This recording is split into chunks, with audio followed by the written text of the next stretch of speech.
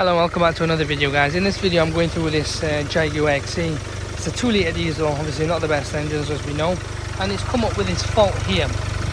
P229F 2X NOx sensor circuit, bank 1 sensor 2. It's a common issue in most of the AdBlue world, should we say, and whether it's VAC cars, Audi 6, Skoda VW or Merc, whatever it is.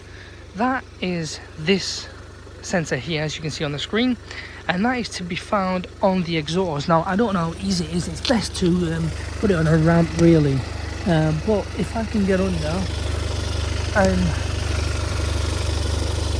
it is a little difficult because it's on the exhaust.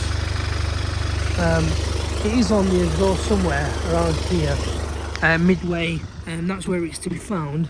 Now you can a lot of people say, you know, you can buy a cheap one. No, get the original OEM part, and once you have, change it, and that should hopefully cure it. The other option is, a lot of people say, well, why don't I map it?